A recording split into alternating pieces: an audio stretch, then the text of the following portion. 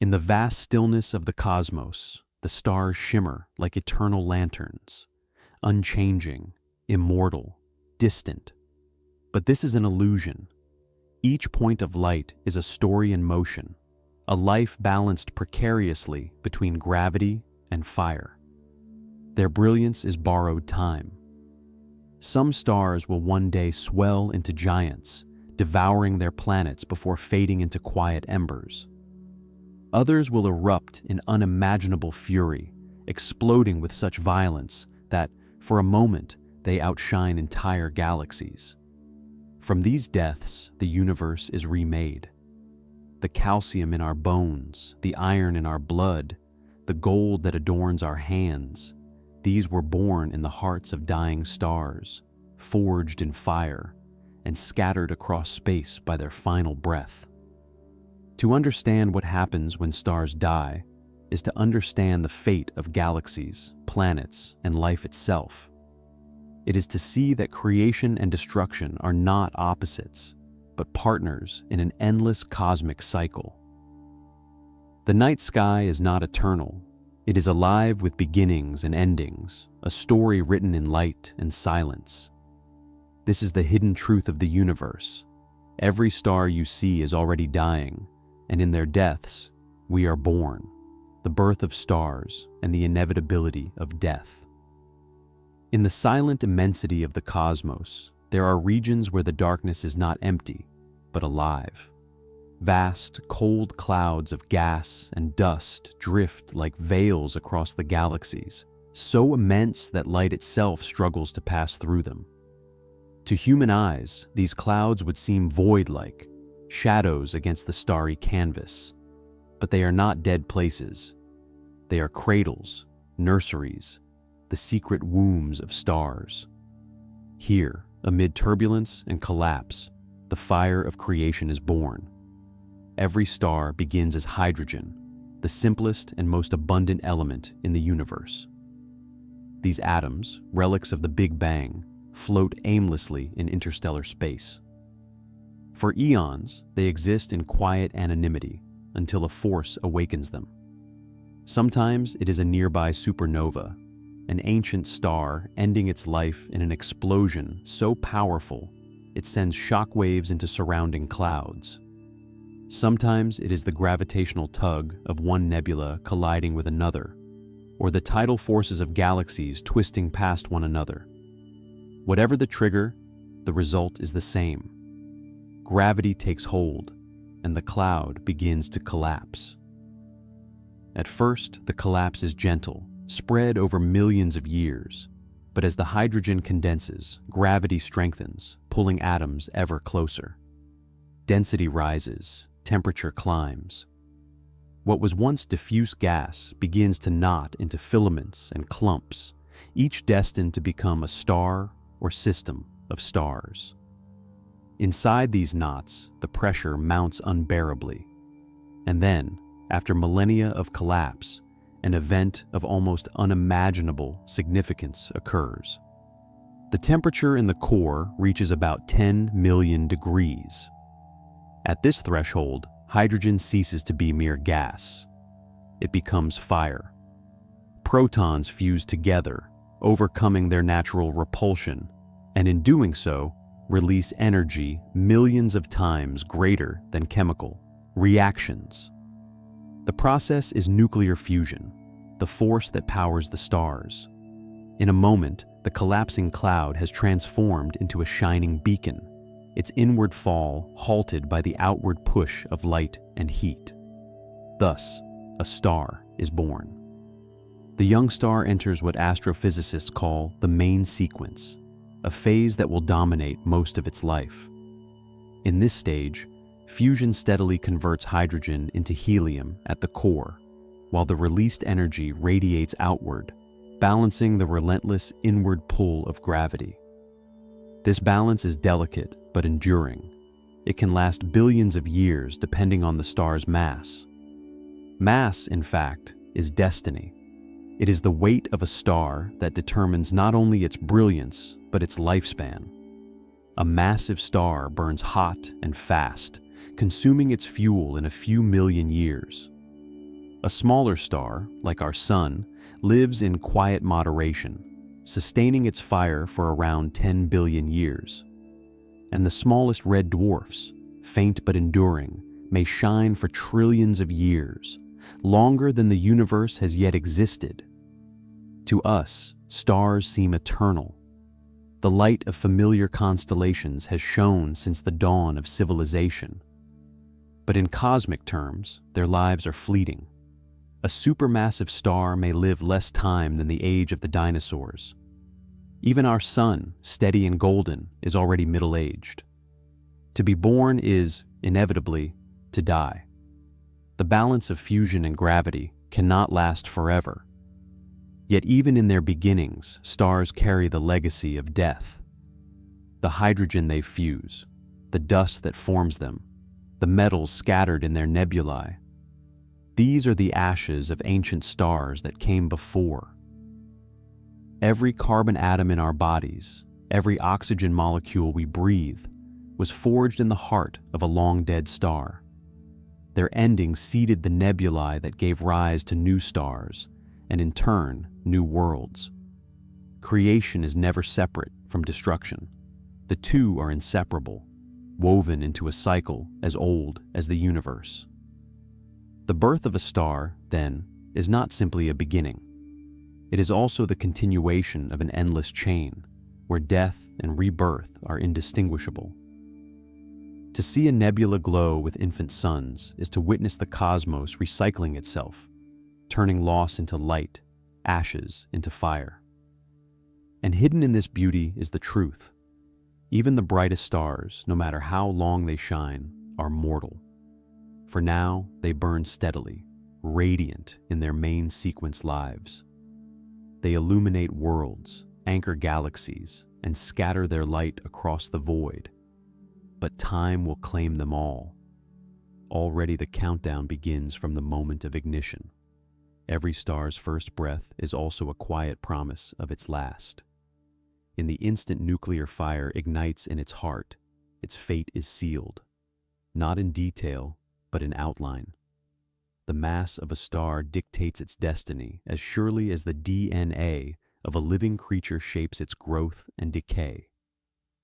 The smallest stars, red dwarfs, are frugal in their burning.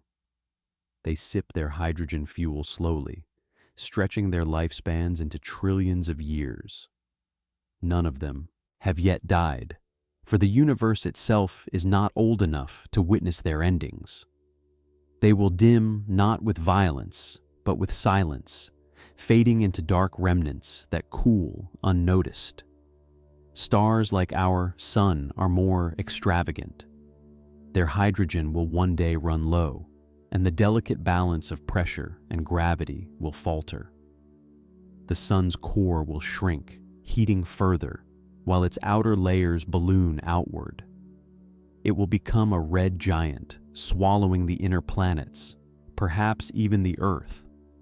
In time, it will shed its outer shells, painting space with a glowing cloud of gas, the planetary nebula, while its core remains as a white dwarf, no larger than Earth, yet containing nearly half the Sun's mass. For billions of years, it will glow with residual heat, slowly fading into invisibility. The most massive stars live lives of furious brilliance. Their immense gravity demands intense fusion to hold equilibrium. They burn their hydrogen in a few million years, then fuse heavier elements in a cascading sequence: helium, carbon, oxygen, silicon, until finally iron appears in the core. Iron is the dead end of fusion. It yields no energy, only consumes. At that moment, the star is doomed. Gravity overwhelms resistance. In seconds, the core collapses, and the outer layers crash inward, rebound, and explode in a supernova so luminous it can outshine an entire galaxy. This violence is death, but also rebirth. The explosion scatters heavy elements, gold, uranium, calcium, oxygen, into the cosmos. The iron in our blood, the calcium in our bones, the gold in our veins of jewelry, all were forged in ancient supernovae. Without death, there would be no planets, no oceans, no life. Even stranger are the fates that follow. Some collapsed cores compress into neutron stars, objects so dense a spoonful outweighs mountains. Others continue collapsing until no force can resist, forming black holes where space-time itself falls inward and time loses meaning. The most massive deaths become the universe's deepest mysteries. Thus, from the very moment of their birth, stars carry within them a paradox. Their lives are sustained by the same fire that ensures their death. Fusion gives them light, but also limits them. The more brilliant they shine, the shorter their time. The cosmos is littered with their remnants, white dwarfs, neutron stars, black holes, each a marker of the cycle that began in the nebulae of long ago. Philosophically, this truth is humbling. The night sky, serene and eternal to our eyes, is in truth a theater of mortality. Every star we see is temporary. Some are already gone, their light only now reaching us. Others are young, destined to grow old in unimaginable spans of time. The constellations we chart are not fixed. They are transient arrangements in a universe forever changing. And yet, the death of stars is not tragic in the human sense. In their endings, stars create. The nebulae where new suns ignite are built from the ashes of the old. Life itself is impossible without stellar death. Our bodies are stardust, bound together by the remains of ancient explosions. We are, in a literal sense, children of stellar mortality. So when we look at a newborn star, glowing fresh from its nebula, we are also looking at a future death. And when we reflect on death, we are reflecting on creation. The universe is not eternal light, nor is it eternal darkness. It is a cycle: birth, life, death, rebirth. The inevitability of stellar death is not an ending, but a transformation. The story of stars is the story of impermanence. But within that impermanence lies continuity. For in dying, stars ensure that the cosmos remains fertile, alive, and full of possibility. Their mortality is the reason for everything we know. The main sequence, a balance of fire and gravity. Every star, from the faintest red dwarf to the most luminous blue giant, spends the majority of its life in a single, delicate state of balance. This is the main sequence, the long middle chapter of stellar existence, where stars quietly burn hydrogen in their cores, shining with steady brilliance across the cosmos. It is in this phase that stars define themselves, not in their violent births or in their dramatic deaths, but in the calm, patient burning that can last billions of years. The main sequence begins once a protostar ignites fusion in its core. Gravity has pulled the cloud of hydrogen inward, compressing it to such extremes that the repulsive force between atomic nuclei is finally overcome. Hydrogen fuses into helium, releasing energy in the form of light and heat. This energy pushes outward, countering the relentless inward pull of gravity. For the first time in the life of the star, a true equilibrium is achieved. This balance is fragile, but remarkably stable. Gravity always seeks collapse, pressing inward with unimaginable force. Fusion, on the other hand, releases energy outward. If fusion weakens, gravity takes over, compressing the core and raising its temperature until fusion intensifies again. If fusion grows too strong, the core expands, cooling slightly, and the reaction slows. The result is a natural feedback system, one that holds stars in equilibrium for millions to billions of years. But while the balance is universal, the experience of it depends entirely on a star's mass. Mass is destiny. It dictates not only the luminosity and size of a star, but also its lifespan. A massive star, 30 times the mass of the Sun, burns with furious intensity, converting hydrogen into helium at a staggering rate.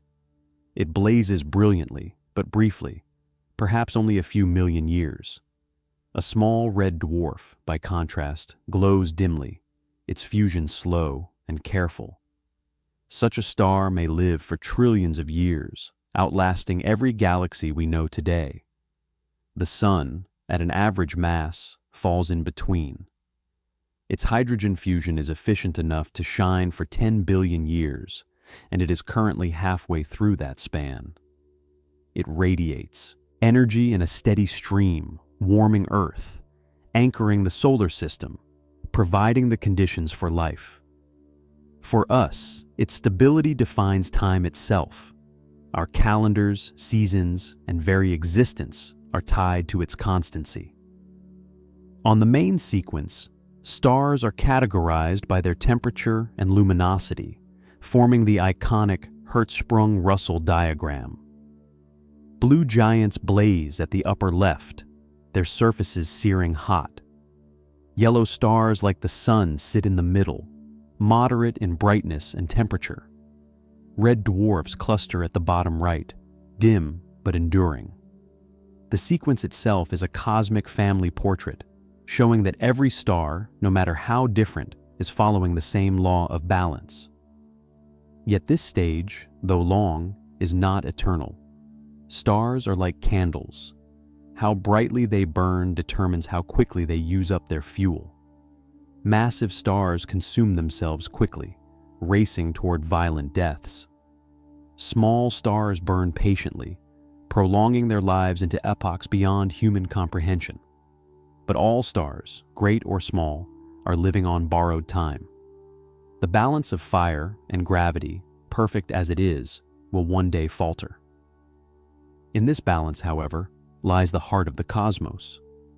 Stars in their main sequence years are factories of light, sculptors of galaxies, nurturers of planets. Without their steady radiance, there could be no warmth, no chemistry, no life. The main sequence is not merely a stage in stellar life. It is the foundation of cosmic existence. And so, when we look at the stars above, we are not seeing their births or their deaths. We are seeing them in their long, enduring middle age, burning hydrogen with patient precision. But even here, in this seeming stability, their eventual death is written. For every atom of hydrogen consumed, every photon of light released, brings the star one step closer to exhaustion. The main sequence is a triumph of balance. It is also a countdown. The main sequence is not a single story, but many. Each type of star, defined by its mass, temperature, and luminosity, follows the same law of balance, yet lives a profoundly different life. To understand this diversity is to understand the architecture of galaxies, the shaping of planets, and even the chemistry of life. At the faintest end lie the red dwarfs. These small, cool stars, no more than half the mass of our Sun, glow with a dim, ruddy light. They are by far the most common stars in the universe, invisible to the naked eye, but numbering in the trillions. Red dwarfs are stingy with their fuel, mixing hydrogen throughout their interiors so that almost every atom contributes to fusion. Their patience is astonishing. While a massive star may live for only a few million years, a red dwarf can endure for trillions, outlasting not only our Sun, but perhaps the entire age of galaxies as we know them. In the distant future, when brighter stars have all died, the universe will glow faintly with their embers. Stars like our Sun, by contrast, strike a balance between endurance and radiance. They fuse hydrogen in their cores alone, not throughout their entire bodies. This limits their fuel supply and shortens their lives, though 10 billion years is still an immense span. For humanity, the Sun's stability has defined our history and will shape our future. Yet even here, the balance is temporary. In about 5 billion years, the sun's hydrogen will dwindle. It will swell into a red giant, shedding its outer layers in a planetary nebula and leaving behind a white dwarf, a silent ember of its former self. At the opposite extreme lie the blue giants. These stars, many times the mass of the sun, blaze with searing intensity. Their surface temperatures soar above 20,000 degrees Celsius, and their luminosity outshines thousands of suns. But their brilliance is their undoing. Their enormous mass drives ferocious fusion, consuming fuel at a reckless pace. Some live for only a few million years, mere flickers compared to the long-burning red dwarfs. When they die, they do so violently, collapsing in supernovae that shake entire galaxies, forging neutron stars and black holes. The diversity of stars on the main sequence is beautifully captured in the Hertzsprung-Russell diagram, the great map of stellar life. Plotting stars by their luminosity and temperature reveals a sweeping band from cool red dwarfs to blazing blue giants. The diagram is more than a chart. It is the blueprint of stellar evolution, showing that while each star is unique, all follow the same path: birth in nebulae, life on the main sequence, and an inevitable end shaped by mass. But the main sequence is not only about stars, it is about galaxies.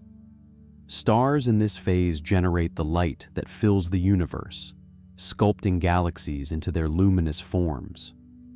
Their fusion builds the helium, carbon, and oxygen that later deaths will scatter into space. They are the engines of cosmic chemistry, turning the simplest element, hydrogen, into the building blocks of planets and people. Without the long, steady burning of main sequence stars, the universe would be sterile, dark, and empty. And yet, even as they sustain galaxies, main sequence stars are running down their clocks. Each second, our sun converts 600 million tons of hydrogen into helium, losing 4 million tons of mass in the process. This energy streams outward as sunlight, warming Earth, fueling life, guiding civilizations. But it is also the measure of loss. With every photon, the sun moves closer to exhaustion. Every moment of life is also a step toward death. The main sequence, then, is not timeless serenity. It is a countdown disguised as stability. It is the long middle age of stars, steady enough to nurture life, yet inexorably moving toward decline. In this phase, stars appear eternal to us, but only because our lives are too short to witness their changes. When we look at the night sky, most of what we see are main sequence stars, quiet engines of fusion, locked in, their fragile equilibrium. Their light carries the illusion of permanence, but their fates are already written. Whether they fade gently, erupt violently, or collapse into mystery, all stars are temporary. The main sequence is the balance between creation and destruction, the calm before transformation. It is, in the truest sense, the universe's greatest illusion of stability. When the fuel runs out, the main sequence is long, serene, and deceptively stable. For billions of years, stars shine as if eternal, fusing hydrogen in their cores and radiating light into the void. But the balance of gravity and fusion is not everlasting. Deep inside every star, the hydrogen supply dwindles. The clock is always ticking, and sooner or later, the fuel runs out. As hydrogen is consumed, the star's core changes. Fusion in the center slows, and gravity begins to press harder, unopposed. The core contracts, squeezing atoms into ever greater density. Pressure rises, temperature climbs, and for a time, the outer layers remain unaffected. To distant eyes, the star still shines. But beneath the surface, a transformation is already underway. In stars like the Sun, this shift comes gradually. The contracting core heats the surrounding shell of hydrogen, igniting new fusion there. Energy production surges, and the outer layers of the star expand. The once stable Sun becomes a red giant, swollen to hundreds of times its former size. Its outer atmosphere grows cooler, glowing red instead of yellow. For Earth, this will be the end. The oceans will boil, the atmosphere will strip away, and the surface will burn under a swollen, dying sun. In larger stars, the process is faster and more violent. When hydrogen in the core runs out, gravity collapses the center rapidly, raising temperatures high enough to fuse helium into carbon and oxygen. For massive stars, this cycle repeats with heavier elements: carbon into neon, neon into magnesium, oxygen into silicon, and silicon into iron. Each stage is shorter, more intense, more desperate. A star that spent millions of years fusing hydrogen may burn through its helium in 1,000,000 years, its carbon in thousands, its oxygen in a single year, and its silicon in mere days. The closer a star comes to its death, the faster it lives. The transition from main sequence to giant is one of the most dramatic phases of stellar life. The star swells and brightens, sometimes pulsating as layers expand and contract. Some stars shed their outer envelopes in shells of gas, creating glowing nebulae that float like cosmic lanterns. Others become unstable, flaring in irregular bursts as their balance wavers. What was once calm becomes turbulent. Astronomers study these late-life transformations not only through observation, but through stellar models, mathematical reconstructions of nuclear reactions, pressure gradients, and energy transport. These models reveal the inevitability of the end. No star, no matter how large or small, can resist the physics of fuel depletion. Once hydrogen is gone, the countdown accelerates. And yet, this death is not destruction in the ordinary sense. It is change, transformation, metamorphosis. The red giant that consumes planets also creates beauty in the sky. The massive star that collapses in violence leaves behind remnants that challenge our understanding of physics. The quiet exhaustion of a small star contributes to the cooling fabric of the cosmos. The fuel that runs out is not simply lost. It is spent in the creation of light, heat, and life. For billions of years, stars pour their energy into galaxies, sustaining ecosystems of planets, seeding chemistry, giving rise to consciousness itself. Their endings, when they come, are part of that same gift. From the moment of ignition, the star is burning toward its death. From the moment the first atom fuses, the clock begins to wind down. And yet, this inevitability is not tragic. It is the very process that allows the universe to be what it is. The death of stars is inevitable. But in their endings, they create the conditions for beginnings. As a star leaves the comfort of the main sequence, its fate begins to diverge according to one decisive factor: mass. Mass is the scriptwriter of stellar destiny, determining whether a star will fade quietly, explode violently, or collapse into something so dense that time itself is distorted. For low to medium mass stars, like our Sun, the transformation is gradual. As the core contracts and heats, the outer layers expand dramatically. The star becomes a red giant, swelling until it may engulf inner planets. In this swollen state, the star often pulsates, its layers shifting outward and inward like the slow breathing of a dying giant. Eventually, it sheds its outer atmosphere into space, forming a planetary nebula, a glowing shell of gas, illuminated by the hot remnant at the center. These nebulae are among the most beautiful sights in the universe, shining with delicate colors as atoms glow in ultraviolet light. At their core remains a white dwarf, an Earth-sized ember of immense density, glowing not from fusion but from residual heat. Slowly, over billions of years, even that glow will fade, leaving behind a theoretical black dwarf, a star's silent tomb. For massive stars, the script is far more violent. After hydrogen, helium fusion ignites, then carbon, oxygen, neon, silicon, each stage shorter and more furious than the last.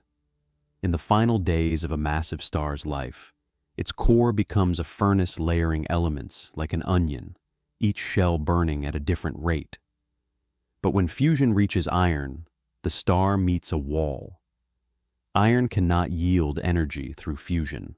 It consumes rather than releases. At that moment, the delicate balance is broken. The star's core collapses in an instant, and the outer layers crash inward, striking the dense core and rebounding in a titanic explosion, a supernova. In a flash, the star releases more energy than our sun will emit in its entire lifetime. For a brief time, it may outshine an entire galaxy, visible across millions of light years. What remains is extraordinary. If the collapsing core is between about 1.4 and 3 times the mass of the Sun, it becomes a neutron star, an object so dense that protons and electrons are crushed into neutrons, forming a sphere barely 20 kilometers wide. Its surface gravity is immense, and its rotation may be dizzyingly fast, spinning dozens or hundreds of times per second. Some neutron stars manifest as pulsars, sweeping beams of radiation across space like cosmic lighthouses. Others become magnetars, with magnetic fields trillions of times stronger than Earth's. If the core is more massive still, no force can resist collapse. It becomes a black hole, a region where gravity is so strong that not even light can escape. The star vanishes from the universe's stage, leaving behind only a dark abyss. What lies within, whether a singularity or some unknown state of matter, remains one of the greatest mysteries of physics. In all cases, the star's death enriches the cosmos.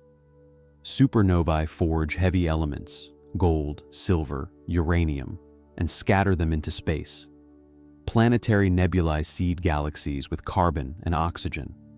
Even black holes shape galaxies through their gravitational might. Death is not an ending, but a transformation, ensuring the cosmos remains dynamic, creative, alive. When the fuel runs out, stars show us the full spectrum of endings: quiet fades, spectacular explosions, and unfathomable collapses. Each ending is shaped by mass, each a different face of mortality. And in each, we glimpse the same truth that began in birth. Nothing lasts forever, but nothing is wasted. The quiet death of small stars. In the grand drama of stellar life, it is tempting to focus on the explosions, the cataclysmic deaths of massive stars that rip galaxies with their brilliance. Yet most stars do not end in fury. The vast majority, quiet and unassuming, choose a gentler exit. These are the small stars, the red dwarfs and sun-like stars, whose deaths unfold not in violence, but in silence, fading into the night like embers cooling after a fire. Red dwarfs are the most common stars in the universe, accounting for nearly 70% of all stars. They are small, less than half the mass of our sun, and they burn with a faint red glow, invisible to the naked eye, but countless in number. Their frugality is extraordinary. Unlike larger stars, which fuse hydrogen only in their cores, red dwarfs churn their entire interiors, constantly mixing fuel. This makes them incredibly efficient. While the sun will burn for about 10 billion years, a red dwarf can endure for trillions. None have yet died, because the universe itself, at 13.8 billion years old, is not old enough to witness their endings. Their future is written, but it is still unfolding on a timescale far beyond human comprehension. When a red dwarf finally approaches its end, the process is not spectacular. It will not swell into a red giant or collapse in a blaze. Instead, it will simply consume all of its hydrogen until none remains. Without fuel, fusion halts, and the star cools. It will shrink into a faint white dwarf, glowing with residual heat. Over billions more years, even that glow will fade, leaving a dark, cold remnant, a black dwarf, invisible in the cosmic night. Such objects do not yet exist, for the universe is too young. They belong to a future so distant that galaxies may have already changed beyond recognition. Stars like our sun, however, end differently. For billions of years, the sun has fused hydrogen into helium in its core. But when the hydrogen runs out, the balance falters. The core contracts, heating up, while the outer layers expand outward. The sun will swell into a red giant, its size increasing hundreds of times. In this state, it will consume Mercury and Venus, and Earth itself may fall victim to its expansion. For any life still clinging to our planet, this will be the final chapter. After shedding its outer layers in a delicate, glowing planetary nebula, the sun will leave behind a white dwarf. These objects are among the strangest in the cosmos, stars no larger than Earth, yet with masses half that of the sun. A teaspoon of white dwarf material would weigh tons on Earth.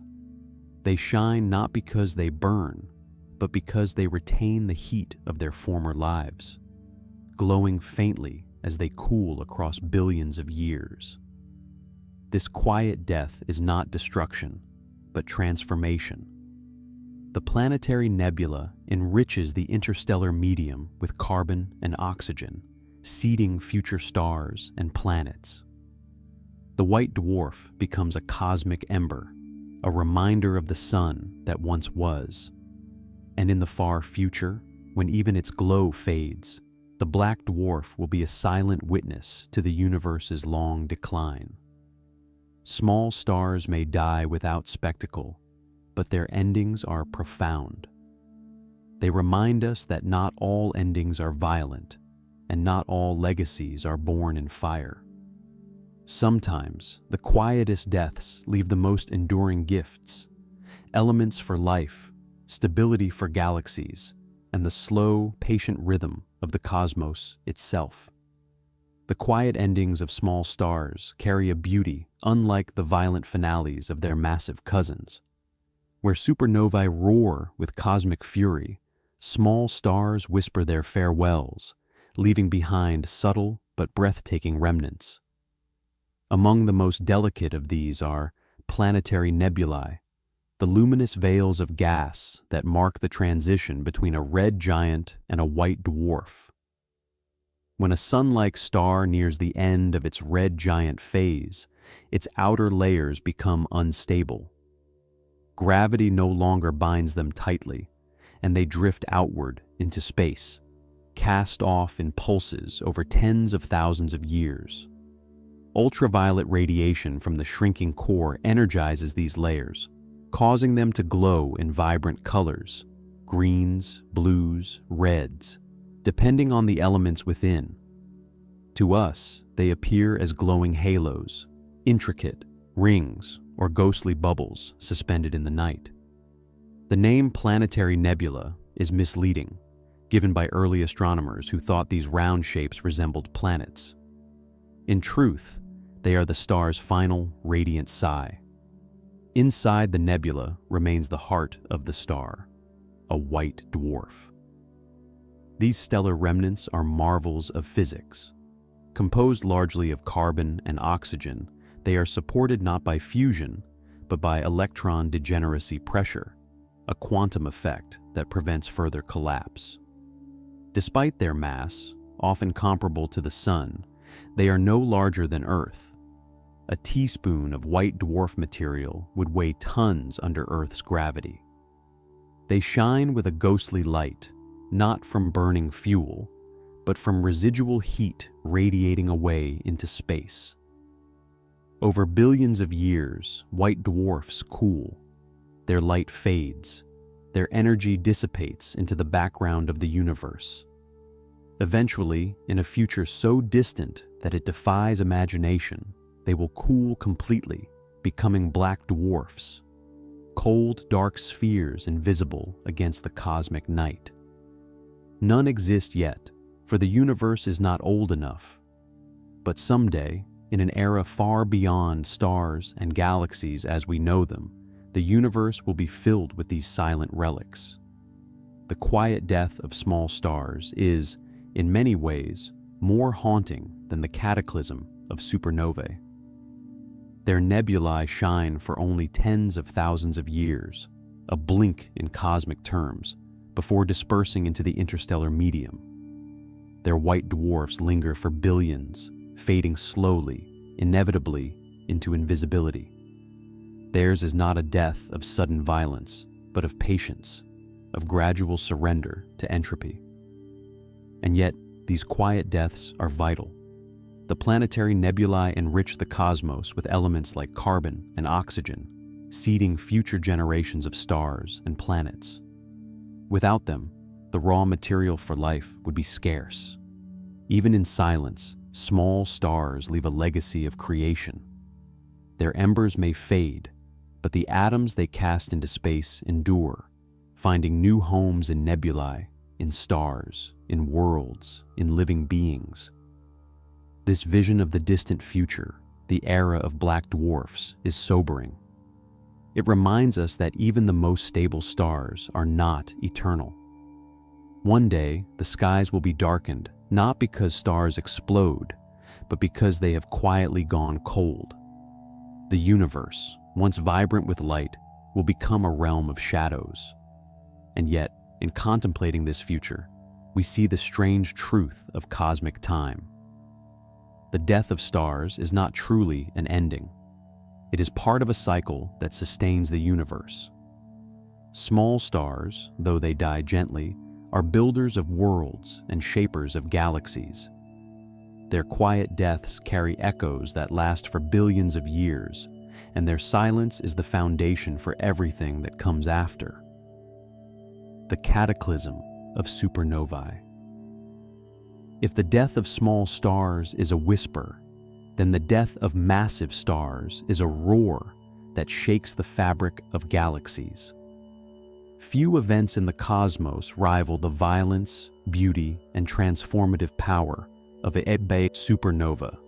These titanic explosions mark the end of a massive star's life, and in their death throes, they unleash forces that reshape the universe itself.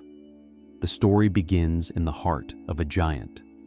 For millions of years, a massive star, perhaps 10, 20, or even 100 times the mass of our Sun, has burned its fuel at a furious pace. Unlike the Sun, which will spend billions of years on the main sequence, these stars live brief, brilliant lives. Their cores burn hydrogen into helium, helium into carbon, carbon into oxygen and neon, oxygen into silicon, and finally silicon into iron. Each stage burns faster than the last, with the star's life accelerating toward collapse. But when iron forms, the chain of fusion ends. Iron is unique. Fusing it does not release energy, but consumes it.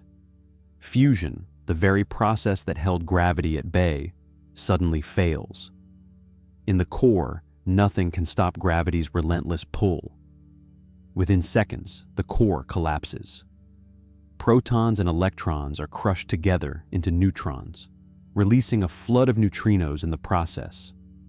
The outer layers of the star, falling inward, slam into the dense core and rebound outward in a shockwave. This is the moment of supernova.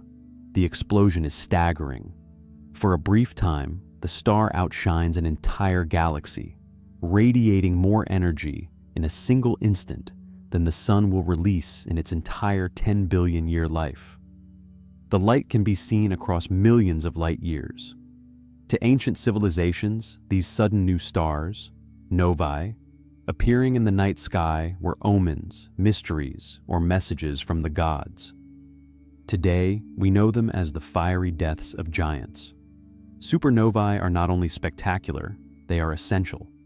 In their cores and explosions, they forge the universe's heavy elements: gold, silver, uranium, iodine, the iron in our blood. All were born in these furnaces. Without supernovae, the universe would contain little more than hydrogen and helium. Planets could not form. Life could not exist. Every atom of calcium in our bones, every atom of oxygen we breathe, was once part of a star that died in fire. Astronomers classify these explosions into types. Type 2 supernovae come from the collapse of massive stars, rich in hydrogen. Type Ia supernovae are different. They occur in binary systems, when a white dwarf siphons material from a companion star until it ignites in runaway fusion, destroying itself completely. These explosions are so uniform in brightness that astronomers use them as standard candles to measure the scale of the universe. It was through Type 1, a supernovae, that scientists discovered the expansion of the cosmos is accelerating, a clue that revealed the mysterious force we call dark energy. Supernovae also leave behind exotic remnants. If the collapsing core is below about 3 solar masses, it becomes a neutron star, an object so dense that a teaspoon would weigh as much as a mountain. If it is more massive still, the collapse continues into a black hole where gravity overwhelms everything, even light. In both cases, the supernova does not mark an ending, but a transformation, creating some of the most extreme objects in the universe. For the galaxies that host them, supernovae are architects. They scatter enriched material into space, seeding nebulae with heavy elements that will form new stars and planets. They drive shock waves through interstellar gas, triggering new rounds of star formation. They are destructive and creative at once. The death of one star becomes the birth of many. The cataclysm of supernovae is the universe's way of ensuring change. Without them, galaxies would stagnate. With them, the cosmos is dynamic, restless, and fertile. The death of a massive star is not the end of its story. It is the beginning of ours. The fury of a supernova is not only a cosmic event, but also a human one. Throughout history, these sudden apparitions in the night sky have startled civilizations, altering myths, inspiring awe, and shaping scientific revolutions. To ancient observers, a supernova was a mystery beyond comprehension, a new star that appeared where none had been before, blazing for weeks or months, then fading into nothing. To modern astronomers, it is the most dramatic window into the life and death of stars. The earliest recorded supernova visible to humans dates back to 185 CE, when Chinese astronomers chronicled a guest star that remained visible for 8 months. In 1006, another supernova lit the skies so brilliantly that it cast shadows at night and was recorded in chronicles from China to the Middle East and Europe. In 1054, yet another explosion created the Crab Nebula, still visible today through telescopes as a vast, expanding cloud of gas and dust. At its center spins a pulsar, the remnant of the collapsed core, rotating 30 times per second, sweeping beams of radiation like a cosmic beacon. The awe these events inspired can still be felt. Imagine standing in a medieval field, looking up at the heavens you believed eternal, only to see a new light brighter than Venus appearing overnight. For many, it was a divine message. For us today, it is the echo of a star's death cry. The physics of supernovae is equally breathtaking. As the core collapses, the densities reached are extreme, and vast floods of neutrinos are released, tiny, nearly massless particles that rarely interact with matter. In fact, when supernova 1987A erupted in the Large Magellanic Cloud, neutrino detectors on Earth registered a burst just hours before the visible explosion. These neutrinos carried direct information from the heart of the collapse, confirming models that had long been theoretical. The shock wave that blasts outward from the collapsing core is another marvel. Traveling at thousands of kilometers per second, it tears through the star's outer layers, flinging material into interstellar space. That material, enriched with newly forged elements, mingles with cosmic dust, becoming the seeds of nebulae that will give birth to new stars. This is why supernovae are not only spectacular, but essential. Without their explosions, the periodic table, as we know it, would not exist. Modern astronomy has given us tools to study these explosions in extraordinary detail. Telescopes like Hubble, Chandra, and the James Webb Space Telescope have captured remnants in all wavelengths: visible, infrared, X-ray, revealing the turbulent structures left behind. Some remnants glow with expanding shells of gas. Others shine with synchrotron radiation from particles accelerated to near-light speed. Each remnant is a message from the past, a record of the star's violent final moments. Supernovae are also essential for cosmology. The discovery of dark energy, the mysterious force accelerating the universe's expansion, came through careful observation of type Ia supernovae. Because these explosions are remarkably uniform in brightness, astronomers use them as cosmic yardsticks. By comparing their apparent brightness with their distance, scientists discovered the universe was not just expanding, but expanding faster over time. A revelation that changed our understanding of cosmic fate. But perhaps most humbling is the reminder of scale.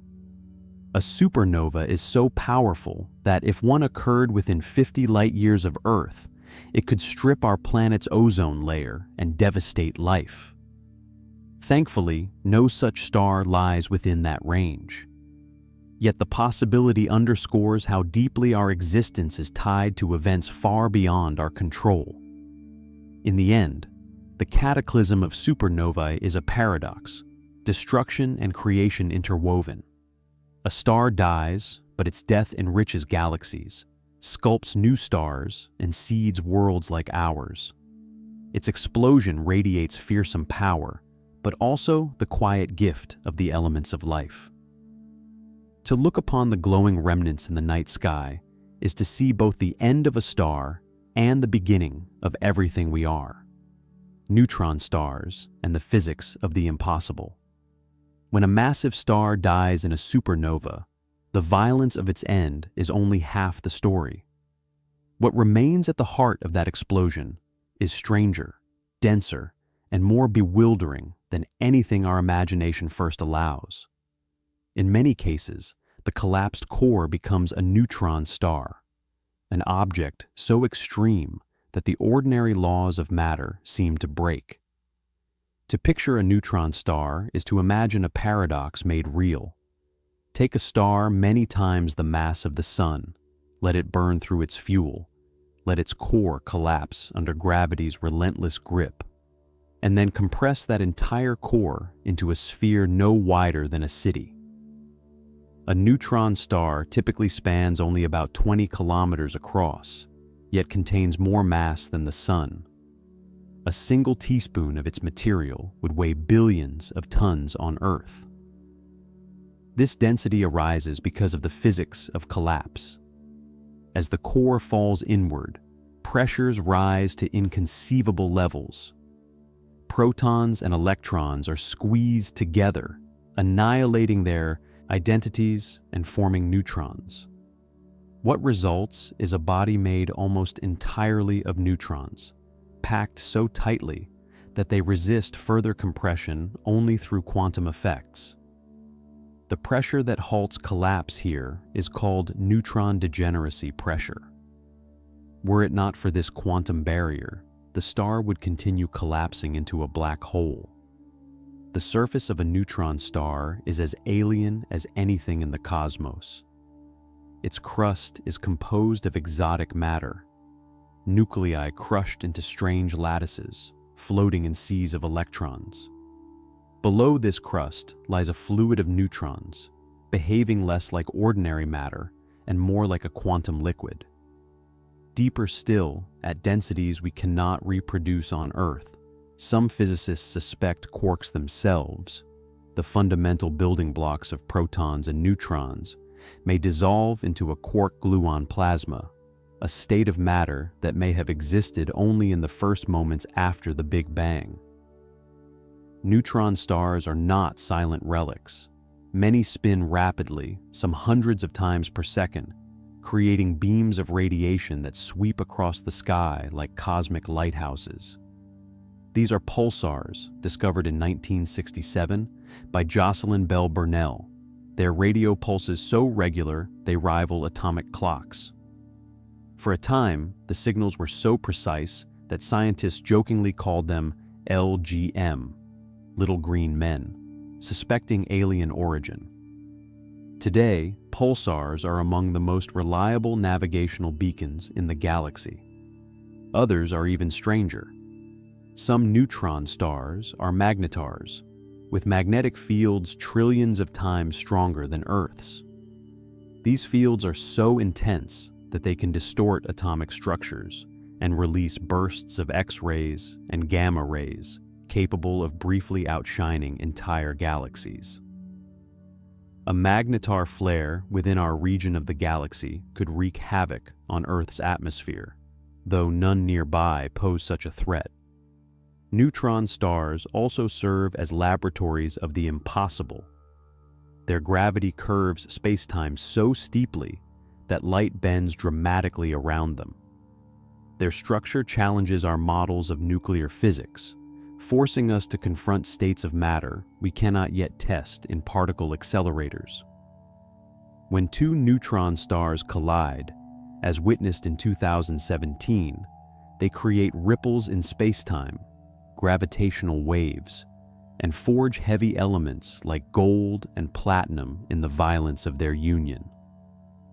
These cosmic mergers are among the most extraordinary events in the universe, combining gravity, light, and matter in one breathtaking spectacle.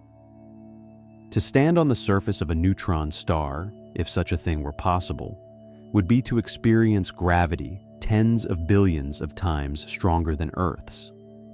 A step of a few centimeters would crush you flat, and the very atoms of your body would be distorted. But it is not a place for visitors. It is a reminder that the universe contains realms where ordinary matter and ordinary rules no longer apply.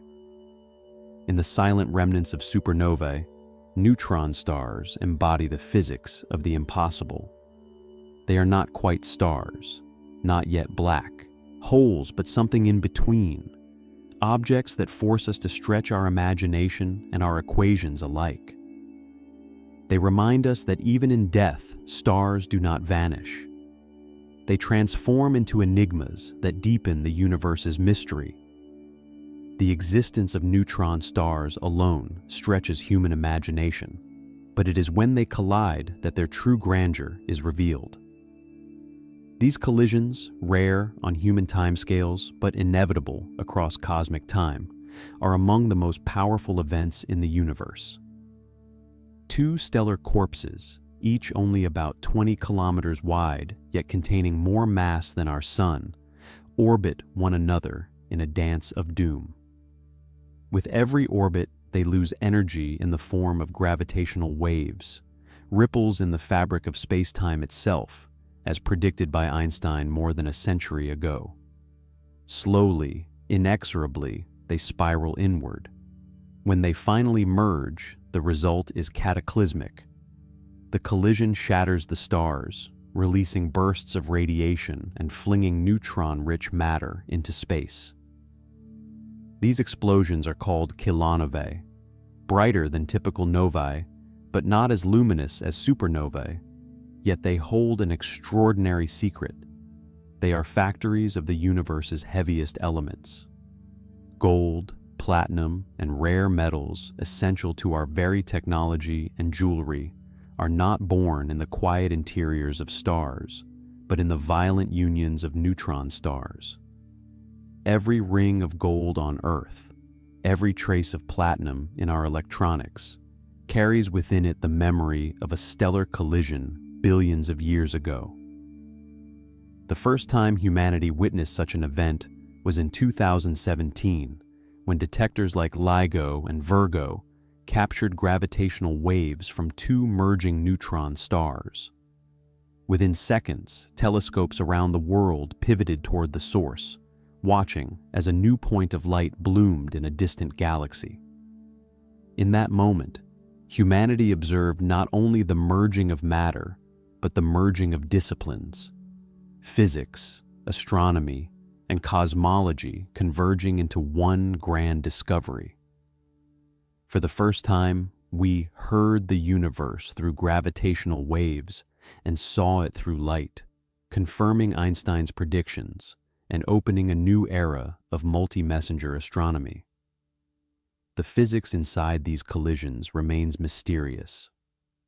What exactly happens in the core of two merging neutron stars? Do they collapse into a black hole immediately, or form a hypermassive neutron star that survives for moments before collapsing? Do quarks, the fundamental particles inside neutrons, spill into new states of matter? These are questions we cannot yet answer, because the conditions inside these collisions defy all laboratories on Earth. Beyond their mysteries, neutron star mergers shape galaxies. The elements they release scatter across space, mixing with interstellar clouds, joining new generations of stars and planets. It is not exaggeration to say that without these collisions, life as we know it could not exist. They are cosmic alchemists, transmuting raw matter into the building blocks of worlds. And yet, the image of two tiny stars, so small you could walk their circumference in an hour, yet so dense they bend time, spiraling into one another, is haunting. The universe, vast beyond comprehension, depends on the collisions of objects the size of cities. In that paradox lies the poetry of astrophysics: grandeur born of extremes, creation from destruction, life from death. Neutron stars remind us that the cosmos is not only vast, but intimate. In their pulses, collisions, and mysteries, they reveal that the universe is not static, but alive, restless, and endlessly creative. They embody physics at its breaking point, where matter, time, and space are stretched to their limits. And in doing so, they bring us closer to the edge of what we can know. Black holes, the abyss left behind. When the most massive stars die, their ends go beyond violence. They collapse not merely into dense remnants, but into something stranger. Black holes, regions of space where gravity reigns with such authority that even light cannot escape. These objects are not simply stars gone dark. They are ruptures in space-time, where the ordinary rules of physics falter. The journey to a black hole begins like that of a neutron star. After a massive star exhausts its nuclear fuel, fusion halts and gravity presses inward with nothing to resist it. But if the core's mass exceeds a critical threshold, roughly 3 times the mass of the Sun, neutron degeneracy pressure fails. No quantum rule, no force we know of, can withstand the collapse. The star implodes endlessly inward, compressing to a point of infinite density, a singularity. Around it forms the event horizon, the invisible boundary beyond which nothing can return. To approach a black hole is to enter a domain where reality bends. Near the event horizon, time itself slows. From a distance, a falling object seems to freeze at the edge, its light stretched into redder and redder wavelengths, fading into darkness. But for the object itself, the fall is swift and final, toward a center where our understanding breaks. Black holes come in different scales. Stellar mass black holes are born from collapsing stars, weighing a few to dozens of suns. At the centers of galaxies lurk supermassive black holes, millions or billions of times more massive, their origin still mysterious. Some theories suggest they grew from the mergers of smaller black holes. Others hint they formed directly from colossal clouds of primordial gas. Whatever their birth, they dominate galactic life, shaping the orbits of stars, fueling quasars, and anchoring the spirals of galaxies themselves. To imagine the power of a black hole is to imagine the unimaginable. A spoonful of neutron star matter is heavy, but a black hole collapses beyond matter. At its heart lies a singularity where space and time fold into something unknown. It is not only a place in the universe, but a boundary of knowledge. Our equations, so reliable elsewhere, cease to function here.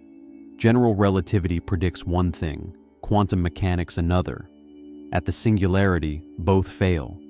And yet, black holes are not entirely invisible. When matter falls toward them, it heats into a blazing accretion disk, radiating X-rays and light as it spirals inward. Some black holes launch colossal jets of plasma at near-light speed, stretching for thousands of light years, illuminating intergalactic space. These are paradoxes, objects defined by darkness, yet among the brightest beacons in the cosmos. For decades, black holes remained theory, their existence doubted, but evidence mounted. X-ray emissions from unseen companions in binary systems, stars orbiting invisible masses at galactic centers, and finally, in 2019, the first image of a black hole shadow in the galaxy M87. That fiery ring of light circling a dark void was not simply an observation. It was proof that the abyss is real. Black holes embody the universe's extremes. They are the inevitable fate of the most massive stars, but they are also something more. Windows into the limits of physics, laboratories for gravity, time, and quantum theory. In their shadows, the universe whispers secrets we have not yet learned to decipher. And so, when stars die most violently, what they leave behind is not just a remnant, it is a frontier. The mystery of black holes deepens not at their event horizons, but in what they do to everything around them. To cross that invisible boundary is to step beyond return. The gravitational pull near a black hole is so overwhelming that it stretches matter into thin streams, a process scientists evocatively call spaghettification. For an unlucky traveler falling feet first toward a black hole, the difference in gravitational pull between head and feet would elongate the body into a filament, torn apart long before reaching the singularity. And yet, even as they consume, black holes radiate paradoxes. In the 1970s, Stephen Hawking showed that quantum effects near the event horizon allow black holes to emit faint thermal radiation, what we now call Hawking radiation. This revelation stunned the scientific world. Black holes, once thought eternal, might slowly evaporate over unimaginable spans of time. For supermassive black holes, this would take longer than the age of the universe, but for smaller ones, the process could be quicker. In this evaporation lies the astonishing idea that nothing, not even black holes, is forever. But Hawking's discovery also introduced the infamous information paradox. According to quantum mechanics, information about the state of matter cannot be destroyed. Yet if black holes evaporate, what happens to the information about what fell inside? Is it erased, violating quantum law? Or is it somehow preserved, encoded in the horizon's radiation? This question remains unsolved, sparking some of the deepest debates in physics. For many, the paradox is a clue that a new theory uniting quantum mechanics and general relativity is waiting to be born. Despite their darkness, black holes shape the visible universe. At the hearts of galaxies lie supermassive black holes, millions to billions of solar masses. They anchor entire galaxies, guiding the orbits of stars. When actively feeding, they blaze as quasars, beacons so bright they outshine all the stars around them. Jets from their accretion disks can stretch across intergalactic distances, regulating star formation in galaxies, even quenching it.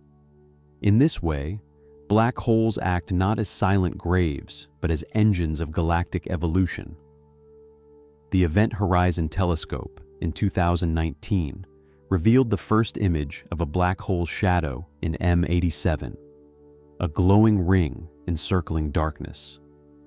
In 2022, it captured another in our own Milky Way. These images are not just triumphs of technology, they are portraits of the abyss.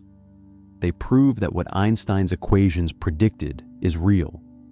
The cosmos contains places where light itself is trapped, and time is pulled toward an end we cannot describe. Philosophically, black holes force us to confront limits. They are the places where our theories, relativity and quantum mechanics, no longer agree. They are the boundaries of knowledge, challenging us with questions about space, time, and the nature of reality itself. They remind us that science is not only about what we know, but about the mysteries that remain. Black holes are the ultimate heirs of stellar death, but they are also creators, sculptors, and teachers. They devour, but they also reveal. They destroy, but they also forge. In their shadows, we glimpse not only the end of stars, but the unfinished story of physics, white dwarfs, and the fate of sun-like stars. Not all stars end in firestorms. Some, like our sun, choose quieter exits, slipping into the cosmic night, not with a scream, but with a long, fading sigh. Their legacy is not an explosion that shakes galaxies, but a glowing ember that lingers for billions of years. These remnants are the white dwarfs, the stellar ghosts of suns once bright. When a star like ours exhausts its hydrogen, its balance collapses. The core contracts and grows hotter, igniting helium into carbon and oxygen, while its outer layers swell outward. The star becomes a red giant, its body bloated, its surface cooled to a ruddy glow. For Earth, this will mean the end. Our oceans boiled, our skies scorched, our crust melted under the swollen sun. Yet in this chaos, the star is preparing for its transformation. As the red giant sheds its outer layers, it creates a fragile and haunting beauty, the planetary nebula. Delicate shells of gas drift away, glowing in ultraviolet light from the exposed core.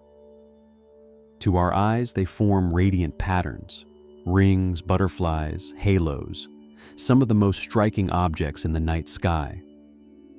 But these nebulae are short-lived, lasting only tens of thousands of years before dissipating into the galactic medium. What remains at the center is the true remnant, a white dwarf. A white dwarf is a paradox.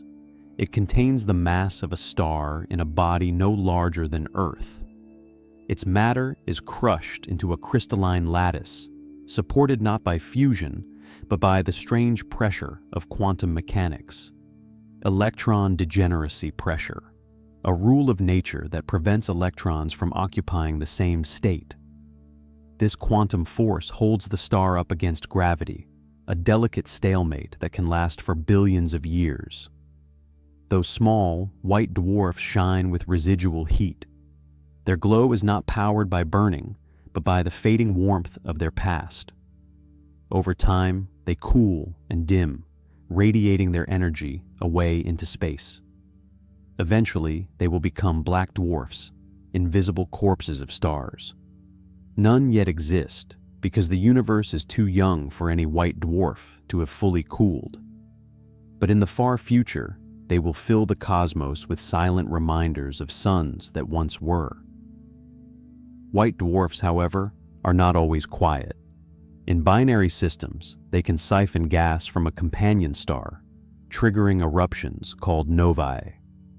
If they grow too massive, exceeding the Chandrasekhar limit of about 1.4 solar masses, they collapse into runaway fusion and detonate as Type Ia supernovae, cosmic beacons so bright they help us measure the expansion of the universe.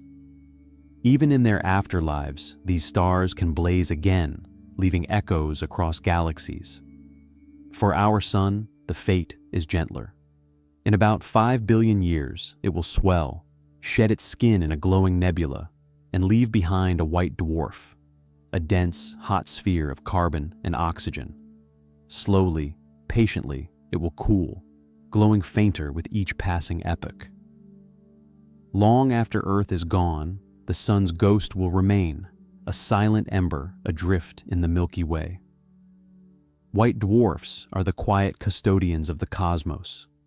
They embody impermanence and endurance at once. They are the proof that even when stars fade, they do not vanish entirely. Instead, they become whispers of light, carrying within them the record of the universe's past. The quiet glow of a white dwarf is not only the end of a star's story, but part of the ongoing cycle of the cosmos. For though these remnants no longer fuse elements in their cores, they remain participants in the grand ecology of galaxies. Their presence, their matter, and even their eventual silence ripple outward into the universe's future.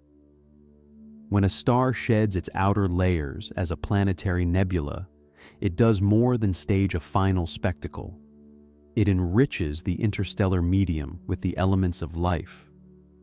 Carbon, nitrogen, and oxygen forged during its long life are returned to the galactic sea. Future generations of stars draw from this reservoir, as do planets, and eventually living organisms. Every breath of oxygen on Earth, every atom of carbon in our cells, once flowed through stars that ended their lives as white dwarfs. Their quiet death is a gift, one that sustains creation long after their light fades. White dwarfs also linger as markers of time itself. Because they shine, only through residual heat, cooling predictably as the eons pass, astronomers use them as cosmic clocks. By studying populations of white dwarfs in star clusters, scientists estimate their ages, peering backward into the history of the Milky Way. In this way, the remnants of dead stars illuminate not just their own past, but the timeline of entire galaxies. Yet the fate of white dwarfs stretches far beyond the present age of the universe. Over billions of years, their heat drains away. Their glow diminishes to invisibility. They cool until they become black dwarfs, cold, dark remnants indistinguishable from the void. None yet exist, for the universe is not old enough, but the physics is certain. In the far, far future, this will be their destiny. The night sky, once ablaze with starlight, will become darker as these embers fade. Still, white dwarfs do not always rest quietly. In binary systems, where they orbit close to another star, their gravity can strip matter from their companions. As this gas spirals onto the white dwarf, It accumulates until the surface ignites in a thermonuclear flash, a nova, brightening the star anew for weeks or months.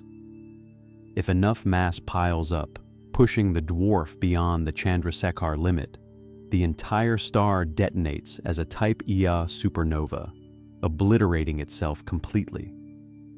These explosions are so reliable in brightness that astronomers use them to measure cosmic distances, and it was through them that humanity discovered the universe's expansion is accelerating.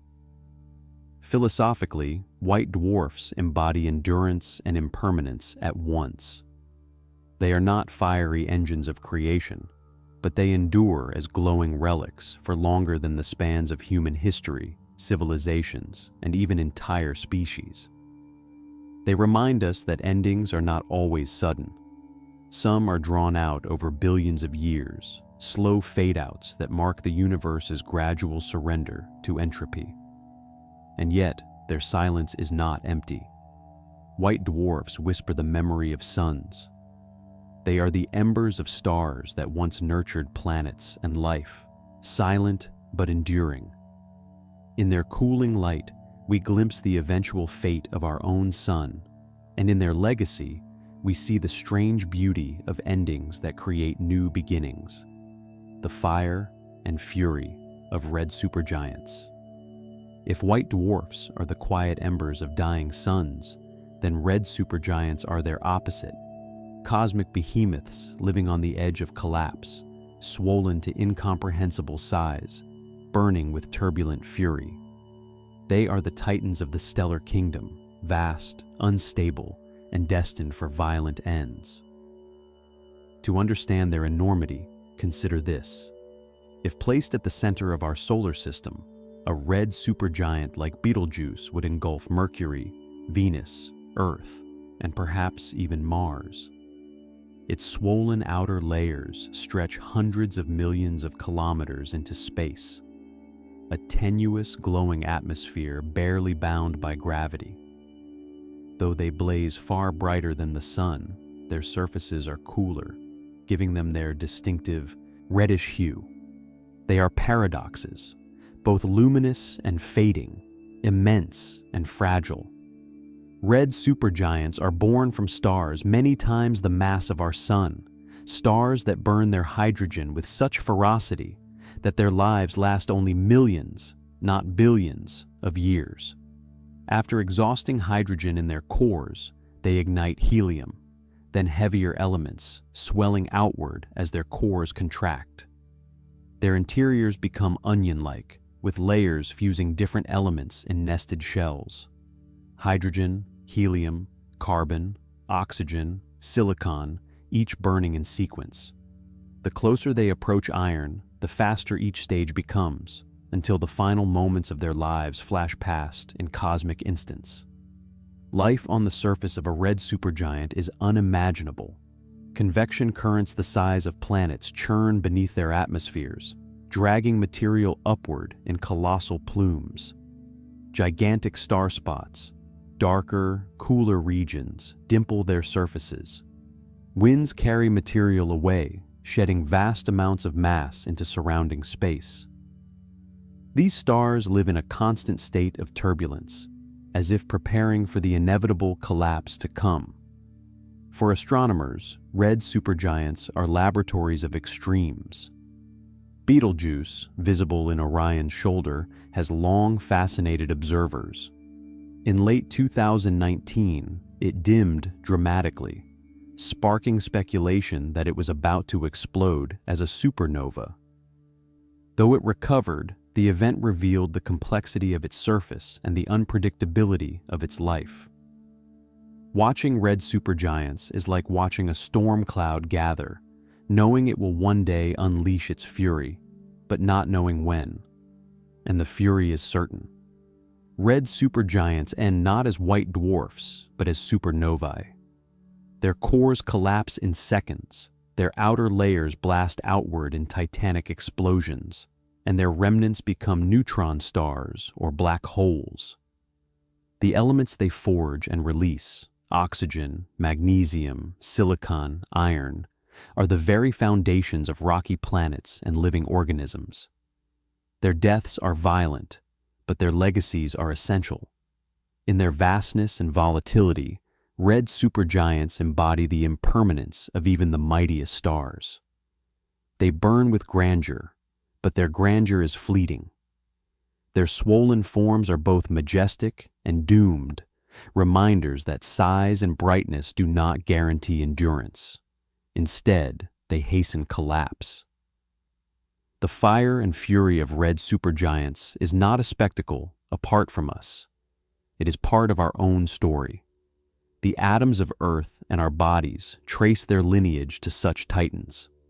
To watch one shimmer in the night sky is to glimpse both our origin and our destiny, written in the light of a dying giant. The life of a red supergiant is a slow-motion storm, a restless and unstable existence that reflects both its grandeur and its fragility. Unlike the quiet endurance of red dwarfs or the balanced stability of stars like our sun, red supergiants are constantly unraveling, shedding parts of themselves into the cosmos. Their very size makes them precarious, their gravity stretched, thin across their swollen atmospheres. Betelgeuse, perhaps the most famous red supergiant, illustrates this instability vividly. Situated in the constellation Orion, it shines as one of the brightest stars in our skies, glowing with a distinctive reddish hue. In late 2019 and early 2020, Betelgeuse dimmed dramatically by nearly 70% of its usual brightness. Astronomers around the world speculated whether it was about to explode in a long-anticipated supernova. Instead, the dimming was traced to a vast outburst of gas and dust that veiled its surface from view. This event revealed just how turbulent these giants truly are, capable of ejecting matter in colossal plumes that dwarf entire planets. Such eruptions are not rare. Red supergiants lose mass at staggering rates, shedding their outer layers through stellar winds thousands of times stronger than those of the sun. These winds fill the surrounding space with enriched gas and dust, creating vast shells of material that glow in infrared light. In this way, red supergiants continuously feed their galaxies, seeding the medium with heavy elements long before their final explosions. They are not only progenitors of supernovae, but also sculptors of their galactic neighborhoods. This shedding of mass is also part of their suspenseful countdown. Astronomers study the rates and patterns of mass loss in stars like Betelgeuse to predict when they might collapse. But the timescales are uncertain. Betelgeuse could explode tomorrow, or it might endure for another 100,000 years. To us, that ambiguity is frustrating. To the universe, it is nothing more than an eye blink. Other giants across the Milky Way add to this gallery of titans. Antares in the constellation Scorpius, glowing red and swollen. Mu Cephei, the garnet star, one of the largest known, and VY Canis Majoris, a colossal hypergiant so large that if placed in our solar system, its surface would extend beyond Jupiter. Each of these stars lives precariously, balancing between mass loss and imminent collapse. Philosophically, red supergiants embody the drama of impermanence. They appear mighty, their size and brightness dwarfing anything we know, yet their lives are among the shortest in the stellar kingdom. They remind us that brilliance often comes at the cost of longevity. Their grandeur is not a sign of stability, but of instability, the prelude to their violent ends. For humanity, the anticipation of a nearby supernova carries both wonder and humility. If Betelgeuse were to explode in our lifetimes, the event would blaze as bright as a full moon, visible in daytime skies for weeks. It would not threaten Earth. Betelgeuse lies some 650 light-years away, but it would be a cosmic spectacle, a reminder that stars above us are alive, unstable, and mortal. Until that moment comes, we wait. Red supergiants stand as monuments of suspense, their swollen forms shimmering with the promise of future cataclysms. They teach us patience, for the universe writes its dramas not in years, but in millennia. And when their fury finally erupts, it will not be the end of their story, but the beginning of countless others. Worlds seeded with their ashes, stars born in their remnants, and life sculpted from their gift of elements. Supernova remnants, the ghosts of stellar explosions. When a massive star dies in a blaze of fury, its light can outshine a galaxy. But the true legacy of that death is not only in the blinding brilliance of the explosion. Long after the glare fades, the wreckage remains. A supernova remnant, an expanding cloud of gas and dust that haunts the galaxy like a ghost of what once was. These remnants, delicate yet violent, are the echoes of stellar death, carrying within them the fingerprints of creation. The most famous of these remnants is the Crab Nebula, born from a supernova witnessed in 1054 CE. Chinese astronomers recorded a guest star, bright enough to be seen in daylight for weeks, its glow marking the sudden death of a giant. Nearly a millennium later, telescopes reveal its aftermath, a tangled web of glowing filaments expanding outward at thousands of kilometers per second. At its heart spins a pulsar, the collapsed core of the dead star, sending out beams of radiation that energize the nebula and make it shimmer with eerie light. It is both grave and monument, a reminder of how one death seeded the galaxy with new possibility. Every supernova leaves behind such a structure, but none are alike. Some expand as perfect spheres, glowing softly against the galactic backdrop. Others form ragged shells, distorted by turbulence and interstellar winds. Their colors, captured in different wavelengths, tell the story of their contents. Glowing hydrogen, fiery oxygen, traces of sulfur, and silicon. Each element was forged in the heart of the dying star, released in its final breath, and now flung outward to mingle with interstellar clouds. Supernova remnants are more than wreckage. They are engines of cosmic recycling. Their shock waves ripple outward, compressing nearby gas clouds, sometimes triggering the birth of new stars. In this way, death and birth are bound together. The end of one star ignites the beginning of others. The Milky Way itself is a tapestry woven from such cycles, stars dying and scattering their elements, new stars rising from the ruins. The beauty of these remnants belies their violence. The gases expand at thousands of kilometers per second, carrying immense energy into space. Particles accelerated in their shock fronts become cosmic rays, high-energy messengers that rain across the galaxy, striking planets, including Earth, and shaping their atmospheres. Every aurora we see, every trace of cosmic radiation in our instruments, carries echoes of supernovae that exploded long before our species emerged.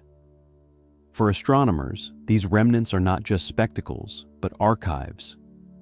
By studying the shapes, compositions, and energies of supernova remnants, scientists reconstruct the physics of the explosions themselves. They reveal the dynamics of collapse, the turbulence of shock waves, and the nature of the stars that died. In their filaments and shells lies the story of a moment too brief to witness, but too important to forget. A supernova remnant is both haunting and hopeful. It is a ghost, yes, but a ghost that breathes life into galaxies. Its glow is the after-image of destruction, but also the promise of creation. And in every atom of oxygen we breathe, every speck of calcium in our bones, every trace of iron in our blood, we carry the legacy of these ghosts. If the Crab Nebula is the most famous of supernova remnants, it is only one among countless others that haunt the Milky Way and beyond. Each remnant is different, shaped by the mass of the star that died, the force of its explosion, and the environment into which its ashes expand. Together, they form a gallery of cosmic ruins, each whispering a story of transformation. One of the most studied is Cassiopeia A, a remnant located about 11,000 light-years away. It is the youngest known supernova remnant in our galaxy, only about 350 years old in Earth's skies, though its light took millennia to reach us. Cassiopeia A glows in X-ray, radio, and visible light, its expanding shell of gas and dust revealing a complex structure of filaments and knots. At its heart lies a neutron star, faint yet persistent, a reminder of the collapsed core that triggered the blast. Cassiopeia A is more than a spectacle, it is a laboratory. By examining its light and matter, astronomers reconstruct the physics of supernovae, learning how shock waves propagate, how elements are forged, and how turbulence sculpts matter into new forms. Another haunting relic is the Vela supernova remnant, sprawling across 100 light-years of space. Vast and ghostly, it is the aftermath of a star that exploded about 11,000 years ago. At its center lies the Vela pulsar, rotating with machine-like regularity, sending beams of radio waves across the galaxy. The surrounding nebula, glowing with filaments of oxygen and hydrogen, is a canvas of colors when seen through different wavelengths. It is a monument not only to death, but also to endurance, as the pulsar continues to mark time long after its parent star was destroyed. Supernova remnants play an outsized role in the ecology of galaxies. Their expanding shock waves sweep through interstellar gas, compressing clouds until they collapse into new stars. Their heavy elements seed planets and enrich galaxies with the ingredients of chemistry and biology. Their high-energy particles, cosmic rays, shape the atmospheres of worlds and even influence climates. They are, in every sense, engines of galactic renewal, yet they are also haunting. To gaze at them is to see time frozen in motion, expanding shells that will one day fade into invisibility, but for now, glow with the memory of a star's last breath. Their wee filaments, delicate and twisted, are both grave markers and birth cries, boundaries where destruction and creation meet. Pulsars within these remnants add to the strangeness. Their regular pulses, beamed like cosmic lighthouses, remind us that even in death, stars can remain precise and enduring. These pulsars energize their nebulae, driving winds of particles that keep the remnants alive with radiation and light. The Crab Nebula's eerie glow, for example, is sustained by its pulsar, a star's corpse powering a cloud that still dazzles the galaxy. Philosophically, supernova remnants remind us that endings are not voids, but transformations. They show us the continuity of matter and energy, the recycling of elements, the persistence of structure even after collapse. They reveal that the universe does not waste, it reshapes. To look at Cassiopeia A, or the Vela remnant, is to glimpse not just destruction, but the future. For the gas and dust expanding outward today will someday form new stars, new planets, perhaps even new life. Supernova remnants are not only ghosts, they are wombs. They are proof that in the universe, death is never final.